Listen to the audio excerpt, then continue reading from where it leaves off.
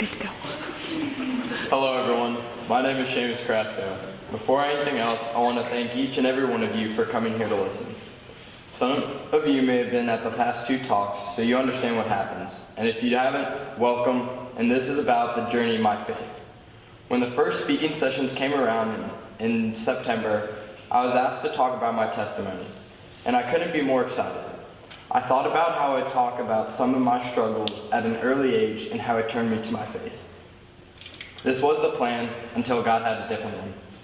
I've always had the belief that everything that happens, the good and the bad, has a hidden message from God. Now, as you can see, I haven't spoken at all, but here I am. And the reason for that was it wasn't until a week before the first speeches that my faith was not only tested, but strengthened greatly. To say the least, a series of unfortunate events and misguided choices caused me to be at the lowest point in my life. At this point, I felt like I had nobody around me, that I was all alone and extremely lost, even when this was never the case. I had no idea what was happening, and this feeling of emptiness and loneliness only grew and led to misguided choices. Without knowing what to do next, I did the one thing I've always learned to do, which was pray. Now this prayer was truly like no other. I put everything I had into it because I had no idea what to do and I was scared. I was clueless for what would come out of this prayer because God often works indirectly and an immediate response can be hard to tell, most of the time due to our own ignorance. But like I said, this prayer was different. During this prayer, I thought back to the start of my faith, or rather when faith entered my life. This was right when I was born. After I was born, I was immediately taken from my parents and rushed to the NICU. The doctors were unsure of if I would live or not because my lungs were underdeveloped. My baptism was actually in the hospital, but through tons of prayers from my parents and their friends and the grace of God, I'm here standing in front of you today. Now this thought didn't really make sense at the time, but reflecting on it now, I was reminded that God was going to take care of me. After this reflection, I thought about a semi-recent instance that happened here in high school. At this point in high school, I grew apart from many friends. People that I had put a ton of trust into slowly grew apart and left the initial feeling of emptiness that I would continuously push away and try to hide, which had come back to hurt me. Then, the last thought, maybe not even a thought of my own, but rather a feeling, out of nowhere, I felt that there was someone there with me, even though I was all alone in a room.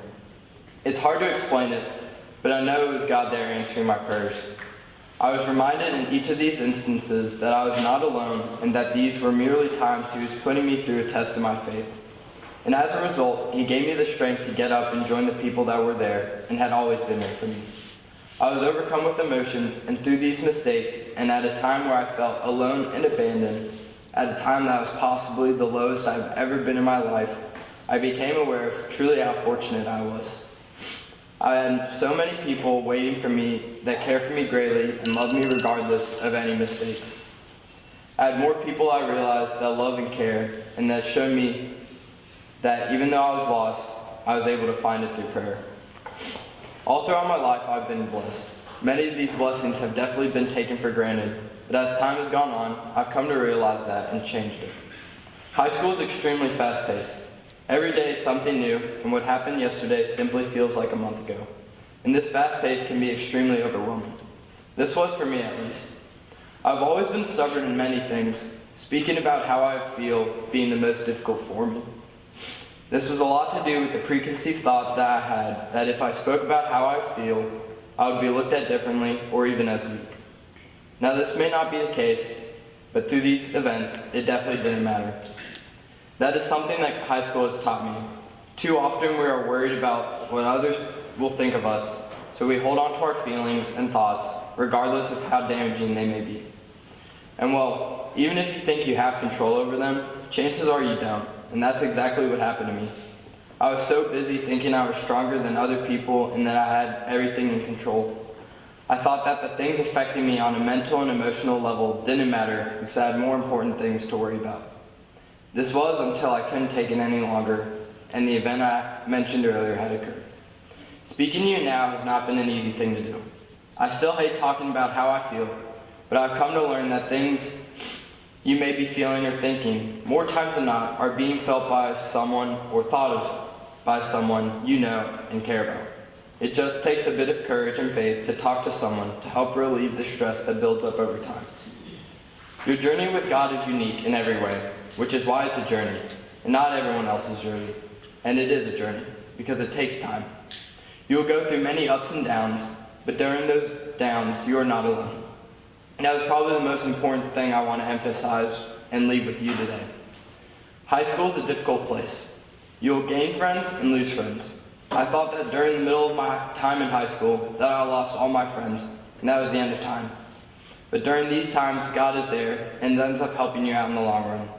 From that, I've gained some of my best friends, the ones that I know I'll have my back through it all, specifically one person who started off as a stranger, but that has become someone that I'm so blessed to have.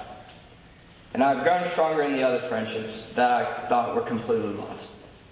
In high school, you will succeed and you will fail.